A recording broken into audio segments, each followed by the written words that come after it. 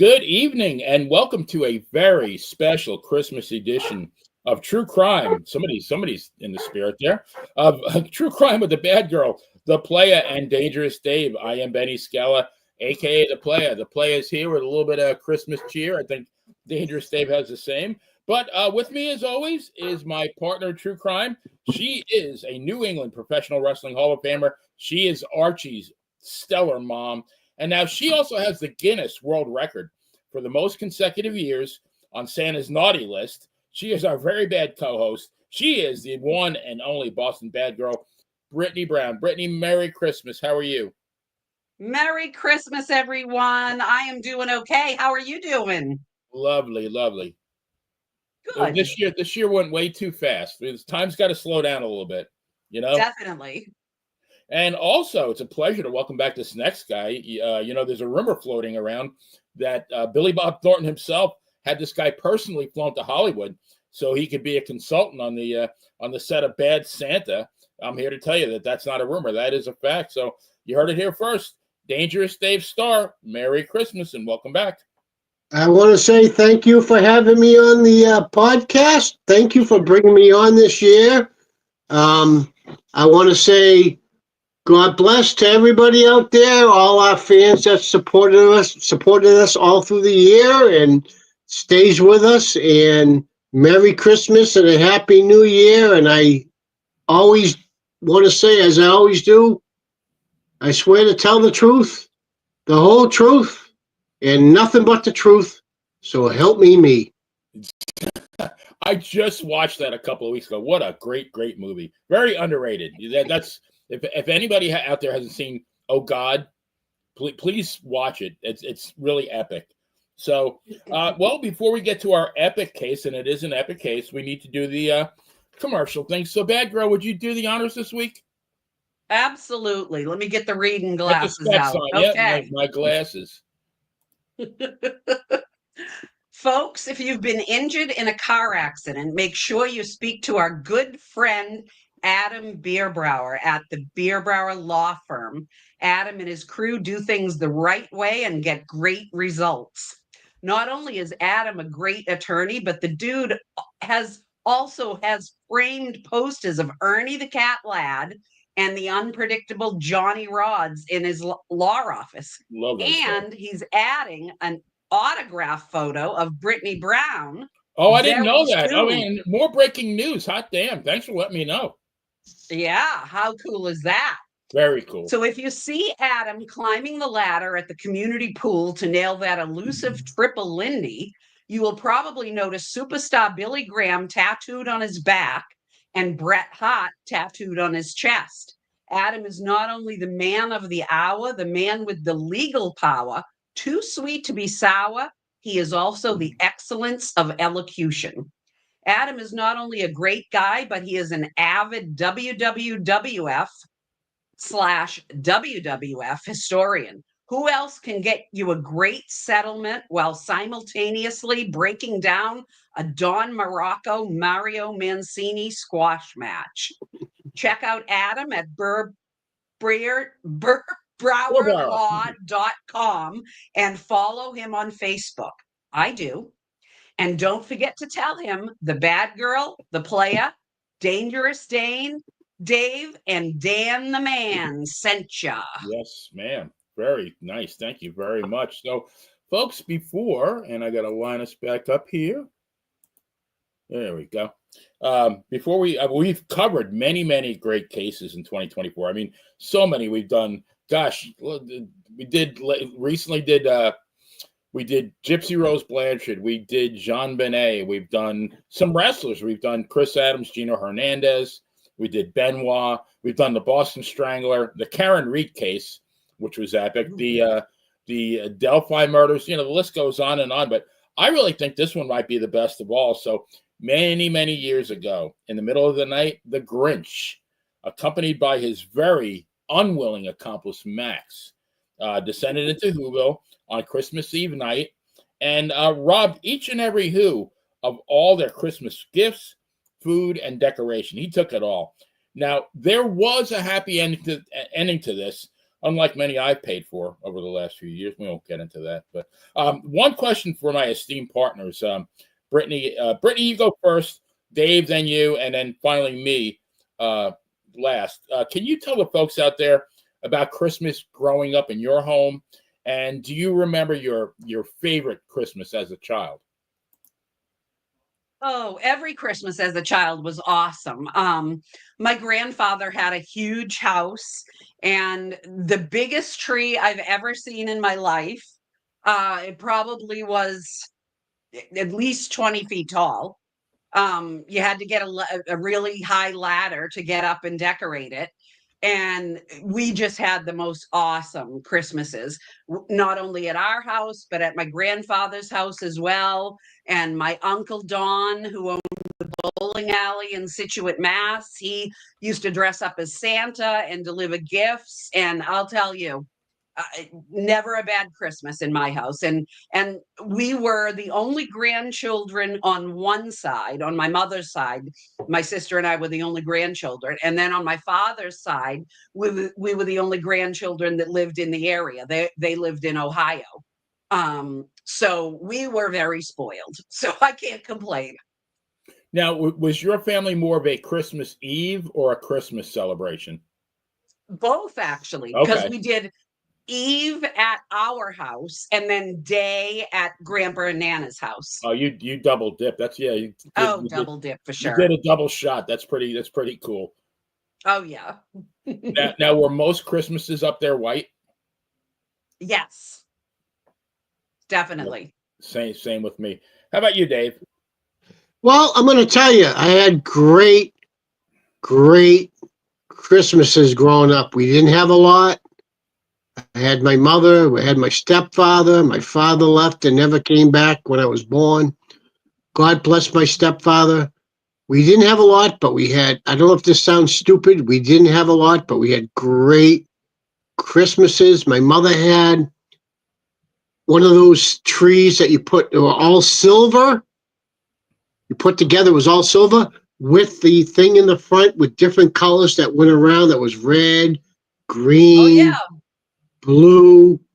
Yep. And we had one of those Christmas trees, and it was just a great time. We didn't have a lot, and that's what made it special, because Christmas is about Jesus. It's about spirit. It's about love. It's about food. It's about spirits, and a few Christmas presents sprinkled in. And I'm going to tell you something. And I know all the podcasters, all our true crime podcasters, listeners will remember this. Back then in the 70s, in the 60s, when Frosty the Snowman was on, or the Grinch was on, or Rudolph the Red-Nosed Reindeer was on, either you watched them that night or you didn't see them. We didn't have cable back then, or CDs or VHS tapes. When you know those shows are on, you know where you were? You were in front of the TV with hot cocoa, or you didn't see them at all because they're only on one night, and that was it. And it was a great time. And like tonight is a great time. I'm with my family, my grandkids. If you don't mind, if I bring my grandson in, he's all Grinched out. His birthday was the 23rd. We're going to celebrate it tomorrow when everybody's here. And the theme of it is the Grinch. We got Grinch balloons, Grinch cake, Grinch everything. So if you don't mind, if I bring my grandson in for a minute or two, I'd appreciate it. Run-ins are definitely permitted tonight. Definitely.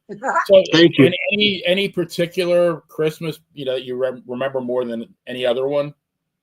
Not really. I always remembered my mother always, every single Christmas, would give us a bathrobe.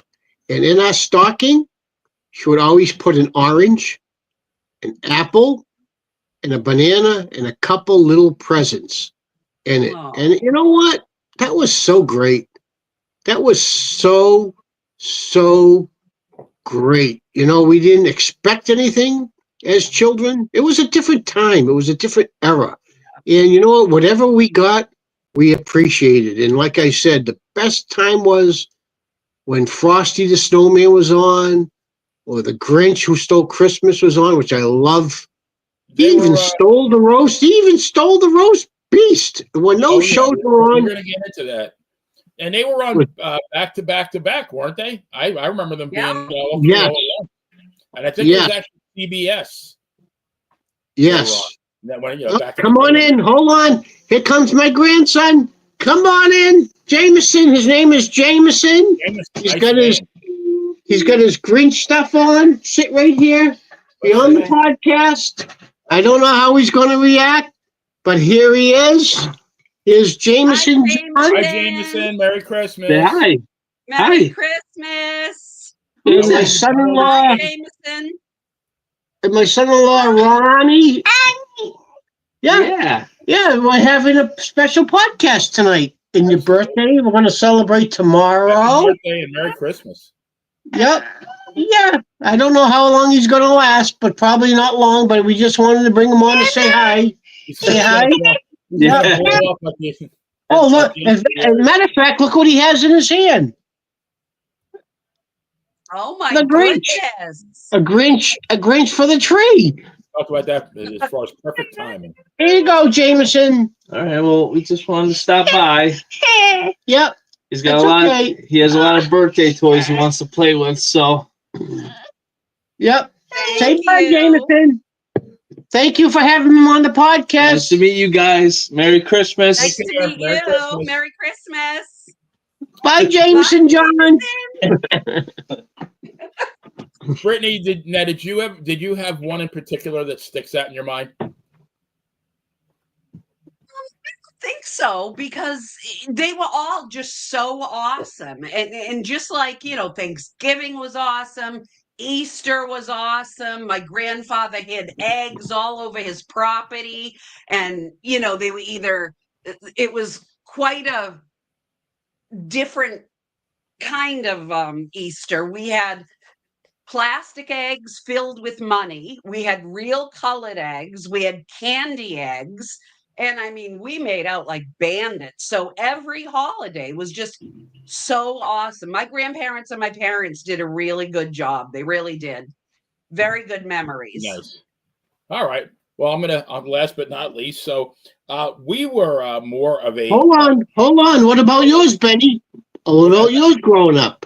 That's what we're getting to. So we, being Italian, was more of Christmas Eve than Christmas Day. So we had something, my mom called it La Vigilia, which is Italian for the vigil. So I guess it had some symbolism to it, but she would cook for weeks and weeks and weeks. And it was all meatless, believe it or not. She made like scungili. I don't know if you guys have ever had scungili. She made octopus. She made eggplant parmesan. She made meatless lasagna. It was, in my kitchen were about 3, Dudley Boys tables filled with sternos with hot food. And, then there was, of course, there was, a gazillion bottles of every booze imaginable. And I would say that we had probably, not at one time, but in the course of the evening, between 100 and 125 people at the house. I mean, people came from everywhere. I mean, our friends, our neighbors, our relatives, you name it. Like people I'm sure homeless people wandered in, but we didn't care. Like, you want some food, have that. And now every dad on the block back then, they had a rotating Santa Claus. They each had to be Santa Claus. So about 7:30 in the evening, every Christmas Eve, there's a knock on the door. There was Santa with his pillowcase, and he had a couple small gifts. And so we each got a little something. And he said, make sure you go to sleep early, and and be good for your parents. And then my parents would always leave out. My mom would leave out a glass of milk and some gingerbread cookies. Yeah. And, the next morning, the tree was full of gifts. There's some bites out of the cookies, and the milk was half gone. And we sold it. We bought it. They sold it, and we bought it. But, no, it was so. I mean, I want to because you guys are wrestlers, and I'm kind of on the fringes of the wrestling business. very similar. The emotions, it was so much different back then because it was very real. Just like when I watched wrestling and I'd watch Killer Kowalski, put the stomach claw on Bruno. That was real, damn it. I mean, I legitimately feared for Bruno. I legitimately was afraid of Kowalski and hated the guy. I mean, little did I know what a good guy he was, but it was very real, and Christmas was very real. Now, I do have a favorite Christmas. Mine was in 1967, and the reason why is because I was and am a huge sports fan. And back then, I don't know about you guys, in the late 60s, there was only one TV in the house. It was the color TV in the living room. And I would monopolize it. I'd watch the Mets, the Yankees, the Rangers, the Knicks, you name it. I watched it, whatever, any New York sports. And at that point, I wasn't even into wrestling. But I guess to get rid of me until I was 21, my parents bought me I guess it was a 12-inch Hitachi black and white TV. So I got that for that Christmas in 1967. Brought it up to my room, and one night on a Saturday, fiddling around with it, and lo and behold, on channel 47 from New Jersey, what do I see? Lucha Libre, right? Ooh. And I'm thinking, all right, well, it'll be in Spanish, but maybe I could watch it and pick up a little bit. But although it was a Spanish station, it was Capital Wrestling from the National Arena, Washington, D.C. It was Ray Morgan. The whole thing, all the commercials, Goya Foods and Cape Bustelo and Banco Popular. That was all in Spanish, but the wrestling was all in English. And I got to see Bruno, and they were advertising a show at the Island Gardens in West Hempstead, New York. It was April 26, 1968. I begged my dad to please take me. He did. And the main event was Bruno versus Professor Tanaka. And again, you talk about real. I was scared to death that, did I come on the night when Bruno was going to lose his title? I guess at that point he was about 5 years in, and they collided in the middle of the ring. It sounded and felt like an earthquake. And of course, Bruno got up at 9 7/8 and retained his championship.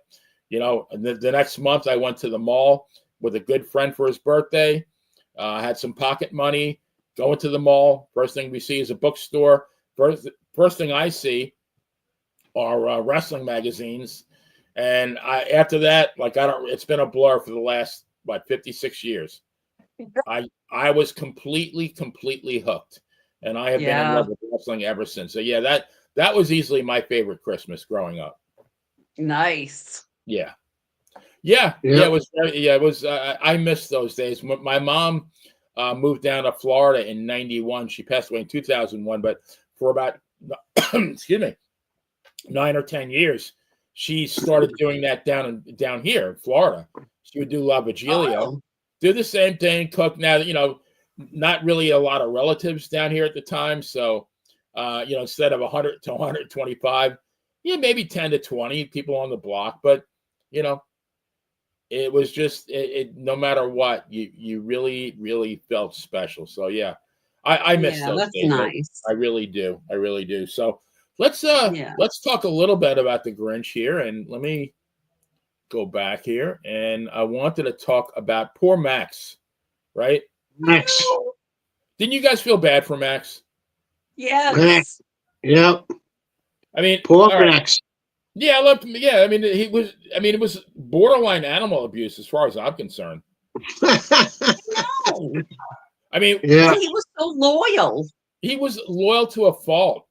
And I know. I mean, we talked about it before the show. What could he have weighed? 30 pounds? Yeah. So he had to, number one, like when the Grinch was like raping and pillaging Whoville, and he threw the sacks through the chimney. Who's there to catch him? A little 30-pound Max, and he's got to haul him on the sleigh, right? And then after, like, the Grinch, systematically, loots the entire town. Who's got to pull that? It's had to weigh a couple of tons, right? Ridiculous. Poor 30, yeah, right?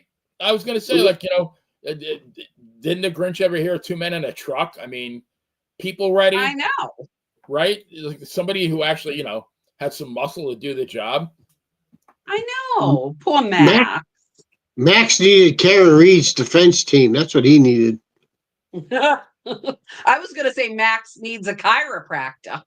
No, But, yeah, yeah. but yeah. What was the defense lawyer's name again? Oh, what was his I name? can't think of his name now. Oh, for Karen the Reed's same as trial, yeah, it Same as a was. singer, right? That guy. Ah, That guy it's at the just tip. It's at the impressed. tip of my tongue. I know. Same here. What a rock star that guy was. I mean, and now that's going to go back to trial next month, right? No, Supposedly, yeah. the judge No. pushed it Oh, off till I want to say April. Yeah, Oh. they pushed it off till April. Was it his name was after a country singer? Jesus, at the tip of my Exactly. tongue. At the tip Yeah, of my the same tongue. as this Alan country Jackson. singer. Alan Jackson. Alan Yeah, Jackson. there you go. That's it. Yeah. Yeah, So that they guy. pushed it off till April, I believe. Wow. That Yep. poor girl. And the funny part is, I drive a special needs school bus for special needs kids, and I got a new pickup, and I go probably 2 streets over where her parents live, and all you see on the streets on the people's property is Free Karen Reed, Oh. signs. Yeah. Well, I mean, we can talk about that a little bit because I'm sure we're going to be covering it again. I mean, do you really expect anything different than the previous trial? I don't. Well, you know what? You know what I like about the retrial? This is what I really love. This is what gives me an adrenaline rush.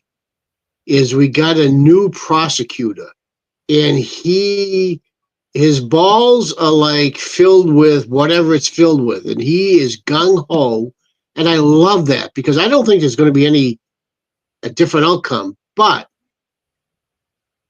because he's taken over for Lally, and he is like balls to the walls. Like he is like Rambo in this new trial.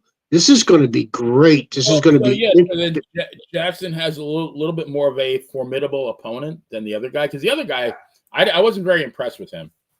No, I know. No, he was low key, but this is going to be great, and I can't wait for our podcast and the true crime podcasters out there that watch us. I can't wait for this to start. This is like going to be like I came home every morning between my runs driving a school bus just to watch this and go do my run and come home at night. This is going to be great. I think it's going to be great because he has somebody new.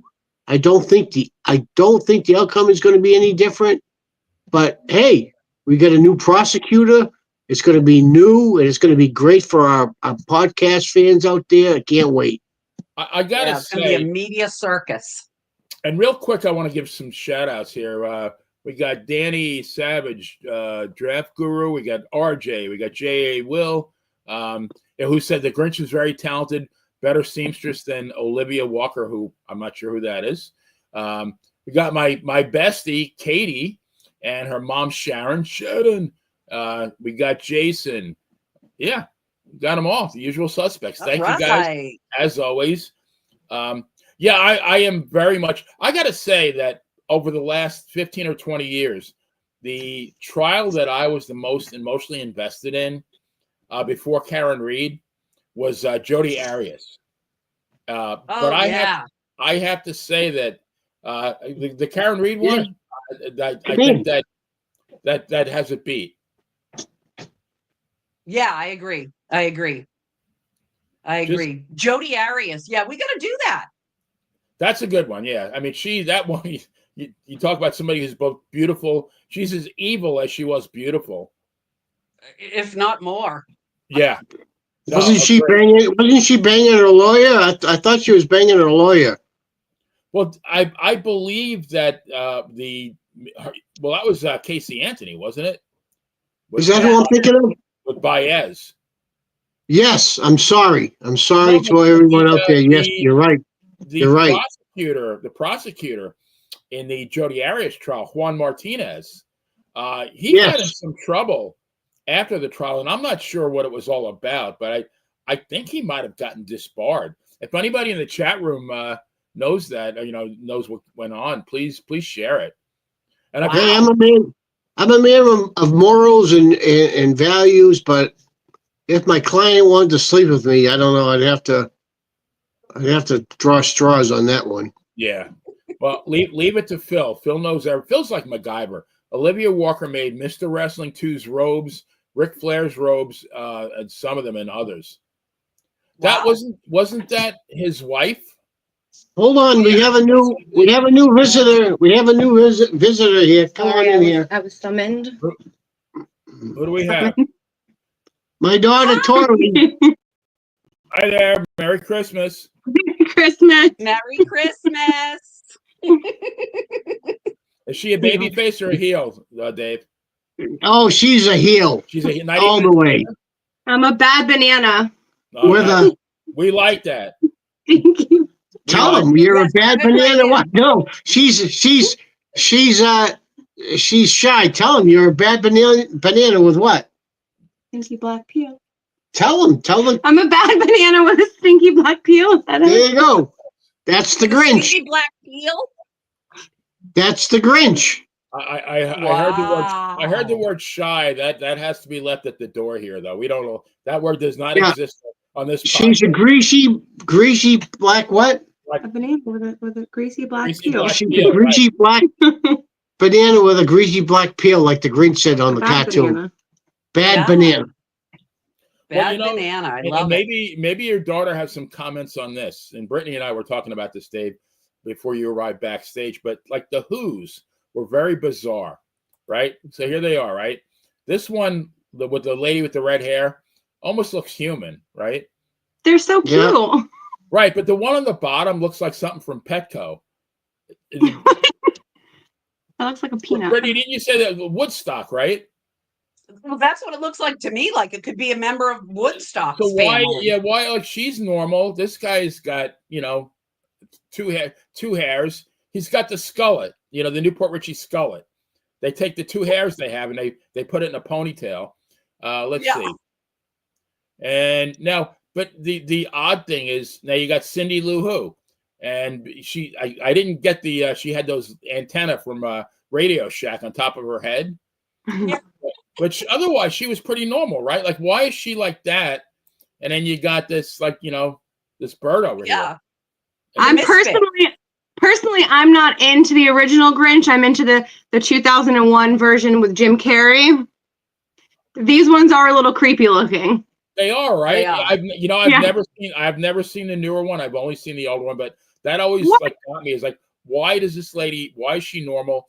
And these people, they look like gerbils. Like, what? Why? Was there, crossbreeding? Did like aliens invade? I think so. Maybe they're from West Virginia. Oh boy. I'm taking a fifth on that one. If we get flagged, I'm innocent. You have to watch the new one with Jim Carrey. It's the best one. He does kill it. I think between drinking and once we wrp up this podcast, I might well do that because I'm spending the rest of the evening watching Christmas stuff. So yeah, I'd maybe give that a try. But now I will say, Benny, Jim Carrey does kill the movie one. He does kill it. He does. Yeah. And I never really watched it until my grandson got into it and my daughter. And once I got into it, it was really he killed it. Jim Carrey, he did. Yeah. he's a talented guy. did. He could do anything.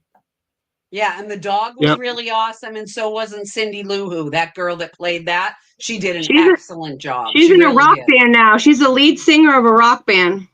No way. I looked her up the other day. I was curious. Yep. Did she have the antenna removed? Whoa. Yes. That's you need that. Yeah. So all right. So this is called Zuzither Karze, right? A roller skate type of lacrosse and croquet. So today is my half birthday. I am exactly 69 and 1/2 years old. You know how many games of Zuzither Karze I've seen in my life? None. None. Have any of you?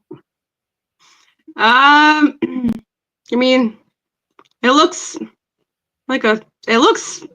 No. 60. I'm not gonna say it. You're 69 and a half. You don't look a day over 69 and 3/4. Well, yeah. Really? I mean, Really, Benny, I would think Yep. I would suspect you're like 69 in one day. You know. Yep. I'll take. At this age, I'll take any like one day is a plus. I know. Same here. But now I do, because this is the podcast where rumors and innuendo are turned into fact. So my next shot is of the rare Who roast beast. There it is. It's a turducken. It's a turducken. He even took the roast. What? But there's been a lot of rumors that the Who roast beast was played by Rosie O'Donnell. Makes sense. I want to tell you, even though it's like the remember my cousin Vinny with that one lawyer, identical. I mean, yep, identical. Twins, right? I'm gonna have to. I gotta get. He even took the roast beast. It doesn't look very meaty though. It looks like that big hump on the back. I mean, where's the meat? No. I guess looks very dry. It looks very dry as well. Yeah, like where's the gravy? Come on. And where's the carrots? All I see are those tomatoes. I know, right? I think those are strawberries, actually. Oh. They might be. I'm not sure. But yeah, so Rosie O'Donnell again is not, much as she looks like, she's not the roast beast. Maybe in the next iteration, maybe they'll ask her to play it. But now I want to say, and Dave, your daughter is welcome to weigh in with her opinions, because this has always perplexed me, and maybe in the newer version they explain it better. But okay. That's like Dookie. That looks like my dog. All right. No, I was gonna say, so it was way too easy. The Grinch goes in, he's riding that noisy sleigh, right? Whipping, poor Max to make him go faster. I'm sure he wasn't quiet. I mean, he's probably spent 7 or 8 hours in Whoville, systematically raping, pillaging, and looting the whole place, and not one person besides Cindy Lou Who heard him. Like, I mean, didn't they have Weimaraners in Whoville that barked? Didn't they have ADT security? Maybe he slipped something into their Who cocoa before they went to bed. Maybe. I mean, like, didn't they have like old Who guys like me who have to get up every hour and a half, every night to pee? Like, they didn't hear this guy? Do you ever see how small their ears were?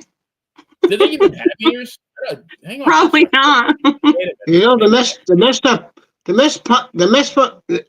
messed up part is, if you saw my grandson, the dog, Dookie, he looks exactly like that dog.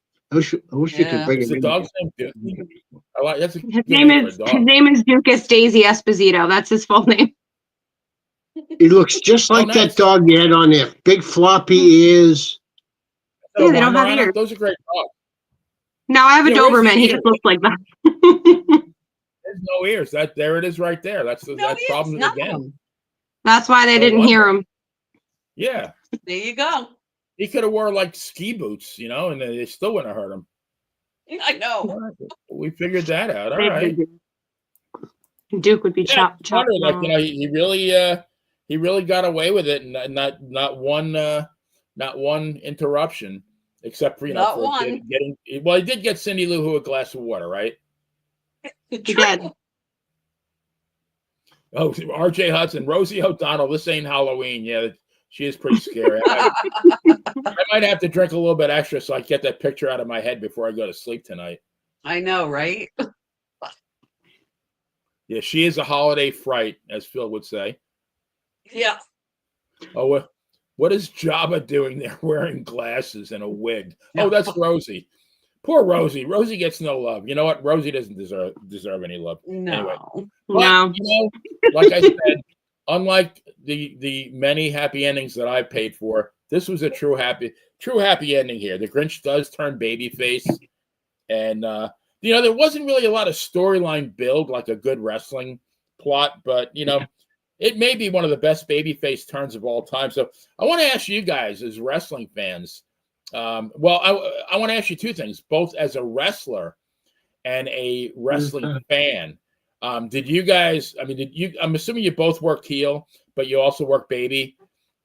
Did you guys make a babyface turn? And then, what was your favorite as a fan to see?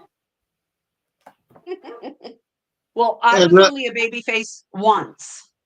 I was told I sucked, quote unquote. So one time in 28 years, I babyfaced, and That was it? that's the truth.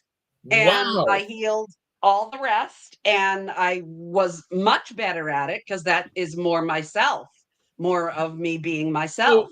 So when did that happen, Brittany? How far were you in, and like who? Was it a Kowalski one-off? Did had you just me. do like one match, or? I did it for one match, and he came through the dressing room door and said, "That sucked." And he said it just like, and I said, "This is what I was trying to tell you. I told you I would suck at was it." that the promoter told you that you sucked? Yep. Okay. Yep, It he was wasn't the it wasn't promoter, Killer, so was it? yep, It was Killer? yep. Oh man. Yeah, you don't want to hear that from Killer Kowalski. No, you don't want that. And my favorite heel in the business when I was a little growing up watching it was the Fabulous Moolah. Okay, but now she never turned baby, as far as I know, did she? Did you have somebody she that you did. liked? Did you have? She did. I mean, I'll tell you She mine in a did. second. Did you? Oh, she did. I thought Moolah was always a heel. 99% of the time. I think Right. she faced a few times. Okay. More than me, at least. Did you have a babyface turn that you particularly enjoyed watching? I can't think of one because I didn't like any baby faces. No. You're a heel through and through. I love that. How about you, Dave? Through and through. Now, did you work both as a heel and a baby?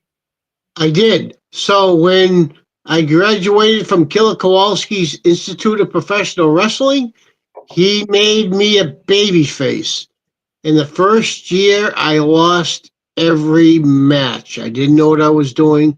And then it clicked in my friggin' head what was going on. It clicked in my head. And then Walter, Killer Kowalski, Walter came to me and said, "Dave, I want to make you a heel. Brian Walsh is our champion. We have he's a IWF champion, and I want you to go up and down the East Coast into Canada and fight him for the belt."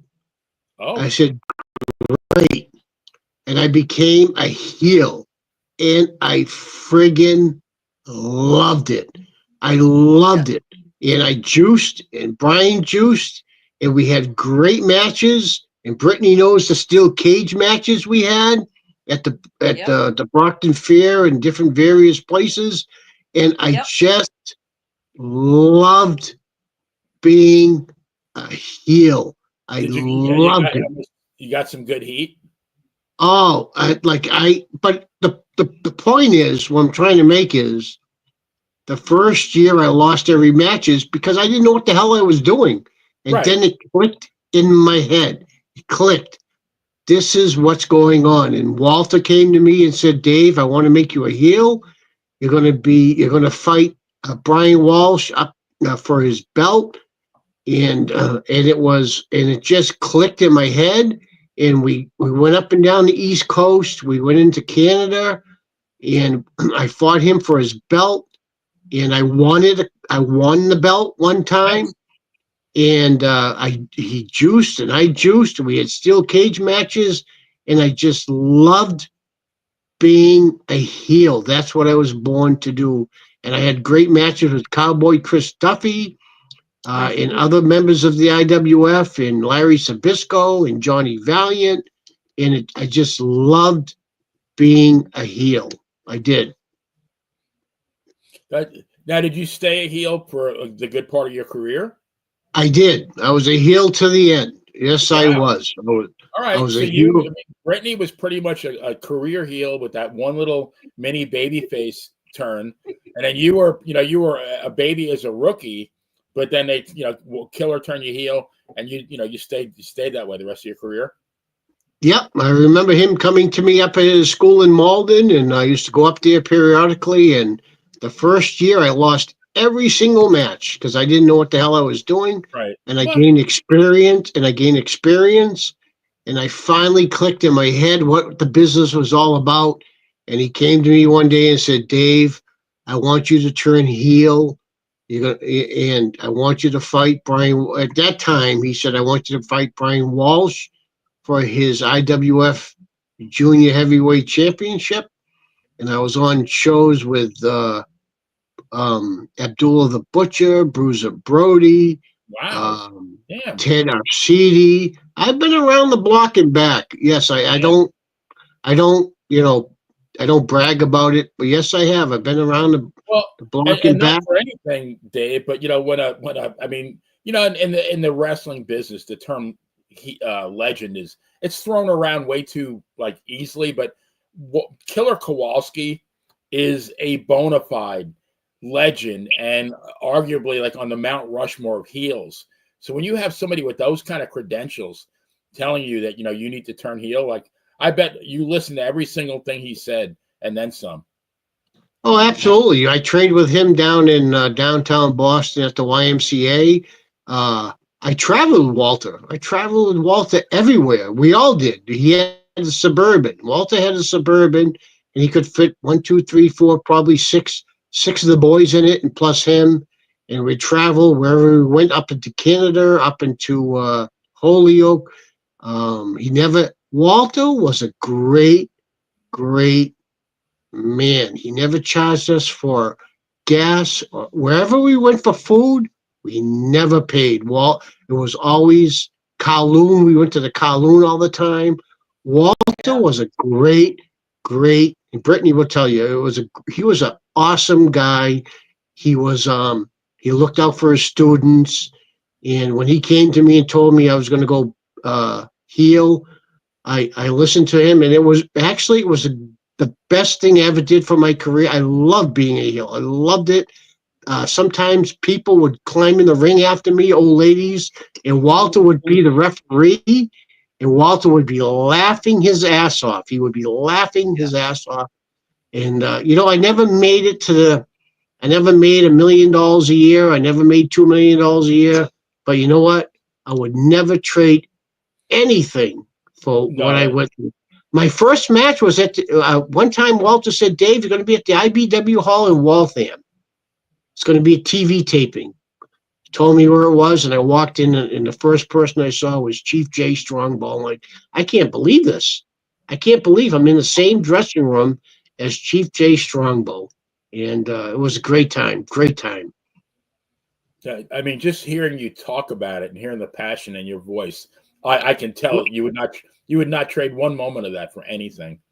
Nope. Walter was a great man. I mean, money is great, but when we get older, when we think about things, we don't really think about the money. We think about, how happy we were when we were doing something. Money has very little to do with that. I didn't care about money. I had women. I was young. I had long black hair. Women would sleep with me all the time. I was wrestling. I had money. I was in the hotel rooms. I was, and I didn't care. I didn't care about money. I just wanted to wrestle, and I did wrestle, and I wrestled with the people I used to watch in the 70s as a kid. Johnny Valiant, Chief Jay Strongbow, Nikolai Volkov, Larry Sabisco, and I was on the same shows as them, and I wouldn't trade it for anything. Well, I have long gray hair, and women sleep with me all the time. The only problem is I wake up. And then I was inducted into the IWF Hall of Fame along with Ron Shaw and Cookie Crumble and a bunch of guys. I am a Hall of Famer. I was inducted into the Hall of Fame. Well, you and Ron Shaw are two of my favorite people, and of course Brittany. I mean, and Ron Shaw's been on the Dan and Benny show a couple of times. Great guy, really, really great guy. Love Ron Shaw.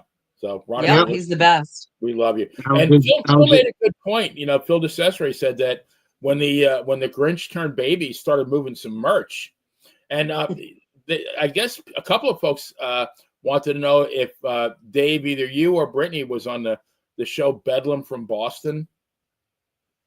Before my time. Okay. Well, I'm going to tell you, it wasn't before my time. So I used to go down to Needham because that's where the show was taped, at Channel 25 in Needham. And this is just about the time Walter, I paid him my $1,000 to train me. And I went down to Needham for Bedlam from Boston. And that's where I met Giant David, who just passed away, unfortunately. I used to sit there and watch the tapings. He hadn't trained me yet, Walter. He took my check. My mother wrote the check out, and he was going to train me. And I went down there for the tapings, and I saw, Ulysses Grant, Tony Ulysses. I saw a lot of great workers. I saw the tape, and then I went to Walter's for training, and absolutely, I was there for the tapings for Bedlam from Boston. Great. The only problem with that was they ran out of money. I mean, when you're up against Vince McMahon, Yeah. you got to have the money, and they just didn't have the money. Yeah, that's too bad. Tony Ulysses was the Soul Brothers. Tony Ulysses and Grant. I bet the product was very high quality, though. It was. Hold on. Okay. Yeah. Cheers. That's when I joined Walter's school during Bedlam from Boston. I was watching wrestling. I think it was 1969, and it was Bruno, and I forget who his partner was, against Professor Tanaka and Mitsu Arakawa. It was on TV. Wow. Yeah. And something happened where Bruno's partner was I think it was Antonio Pugliese, a.k.a. Tony Parisi. And somehow he got knocked out of commission. So now the two Japanese guys are double teaming Bruno. And then, Ray Morgan says, and here comes Gorilla Monsoon. I'm thinking and back then, I mean, it was 100% real to me. And I'm thinking, yeah, and Gorilla Monsoon was one of Bruno's probably greatest opponents, just a killer. They did many Broadways at the Garden. I think they went as long for 90 minutes, a 90-minute draw, which you'd never see.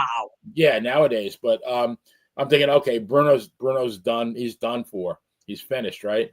Monsoon gets in the ring and starts chopping at Tanaka and Arakawa, and that was the first babyface turn I had ever seen.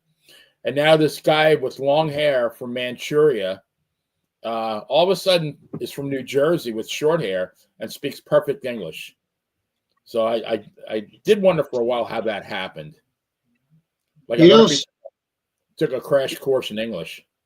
Walter called me up one time. He said, listen, I have a show at the Strand Theater in Dorchester, and I have a limo picking you up and a couple other people up. I said, okay, Walter. And the limo came, he brought us into the Strand Theater in South Boston, Dorchester. And I went to the back of the arena, and I was sitting there one-on-one with Professor Tanaka. He was in the main event that night. This guy, I couldn't believe it. I just couldn't believe it. I'm sitting here with Professor Tanaka. I hated this guy growing up. This guy was so thick. He's his neck, his calves. Yeah. But he was the nicest. He sat there with me. Was the nicest guy. And he told me that night that he was an American who served in the American military, and he was in the U.S. veteran. Army. Yep, he told me that night, and I never knew that. And he said I was a veteran of the American military, and I sat with this guy one-on-one for probably 10 minutes or so, not long, before all the other boys came into the arena, and it's awesome guy. Somebody said he looked like a cigarette machine with legs. That's a very good. He was built. He was just awesome guy. Talked to me because some of the guys that were big time wouldn't even be in the same dressing room with you.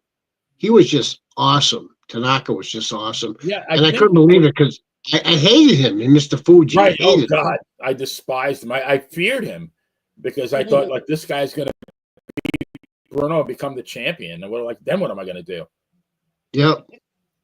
Yeah, I heard Bruno was in Hawaii and I think saw him and recommended. Bruno did that with a lot of guys. Apparently, Bruno brought a lot of guys in. Bruno saw George Steele, I guess, in Michigan, and he brought him in. I mean, he brought many guys in, just guys that he thought would be good opponents for him. I mean, he was definitely right with Tanaka. I mean, nailed it. Well, yeah, and George Steele. I mean, how long did George Steele stick around for? Very long time. Yeah. Yeah. I mean, kind of, the funny thing was when he first, I started watching in 68, and I think that was the year that he broke in he started with the WWF, and his promos were very eloquent. I mean, he knew what he, sounded very educated. I guess at that point he was still teaching, and so he would only be on in the summer. And then when school started, then he went back to Michigan. But the next summer he came back and he was a Neanderthal. It's like, what the hell happened to him? This guy was, he was very articulate. Did he, did his head go through a windshield or something like that? I mean, just odd. Back then I spent many hours trying to figure out, like when I saw this guy named Jabba Rook in Los Angeles, and I thought, damn, that guy looks just like Johnny Rods. And it was 1976. And he even had JR in his boots, just like Johnny Rods did. And I think Bree's trying to attack a burglar here. I'm thinking but it can't be Johnny Rods. It's Jabba Rook. But wait, it looks just like Johnny Rods. And I tossed it around in my head for days. And but they were so good at convincing us. I really thought this was a different guy. Just a coincidence. Had the same initials. Just looked like Johnny Rods. But, this is really Jabba Rook. I love it. Yeah. Oh, man. I mean, wrestling has given me, and I'm sure you guys can both say the same, and you can say it as far as being an in-ring competitor as well, and I can't, but how many thousands of hours of entertainment that I have had by watching, and now I write about it, now I podcast about it, which is even better. And now I have a lot of friends in the wrestling business, like you guys. And I mean, if you look at my cell phone, I mean, it's a who's who of wrestlers. Now, I would never call one of them unless I told them I was calling them. But it's nice. It's when you can talk to somebody that you grew up watching, it's surreal. It's no words to describe it. Right. Yeah. And just remember, the Grinch, his hat grew how many sizes? Was it 2 or 3 3? sizes. His hat grew 3 sizes. I have a question for your daughter. So besides Jim Carrey, who else is in that movie that I would know? Did they even have any famous people? Yeah, you ever watch Three's Company? Yeah, of course. You ever watch the episode where the guy wanted to marry, I think it was Chrissy, the bald-headed guy? Oh, the mayor. Whose brother is the mayor's? The mayor. He's the mayor in that. He's the one. You ever watch Three's Company? And he wouldn't until Janet said she had kids, and he said, "Oh no, I can't do kids." He's the mayor in that movie. Now, It wasn't one of brother? but it wasn't. In Three's Company, he had Jack. It wasn't Jack Tripper, right? No, they had an episode where a bald guy wanted to marry Chrissy and wouldn't take no for an answer until he found out she had kids, and he called off the wedding. He was the mayor of in that movie. And Ron Howard's brother That's his name. was Clint in that Howard. movie also. Clint Howard, right?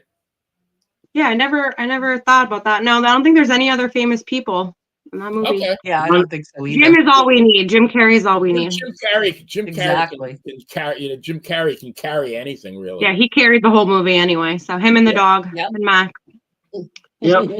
Well, yeah. Now you got me curious. I'm going to have to watch that tonight. But well, guys, it's been a great episode. It's probably time to people can get back to their Christmas. I want to do one more thing here. So I want to have Brittany actually thank the usual suspects. We've given them a couple of shout outs, but Brittany, if you can see that, you're a better person than I am because I can't. But well, I can see it now. Yeah.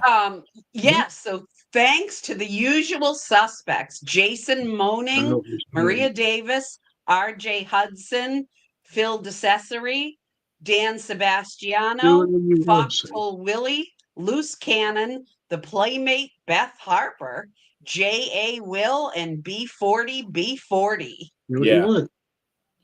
We really are very blessed. I mean, we're not going to be millionaires with this podcast, but like the same thing we were talking about before, Dave had these phenomenal experiences that he wouldn't trade for anything. And I kind of feel the same way about this.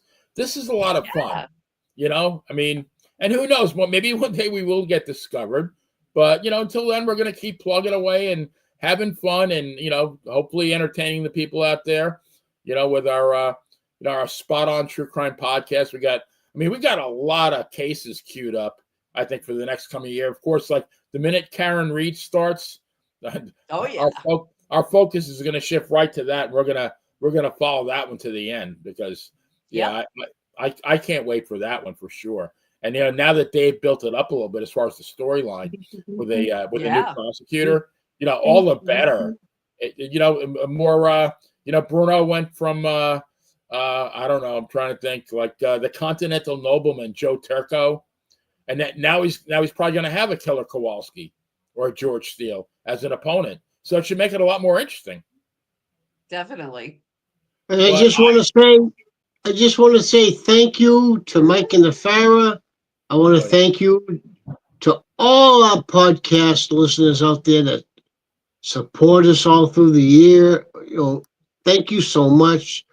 Thank you for letting me be on the show this year with you and celebrating my knowledge to you. And my daughter would like to say something to Post Malone. No, I wouldn't. No, I wouldn't. Go ahead. She loves Post Malone.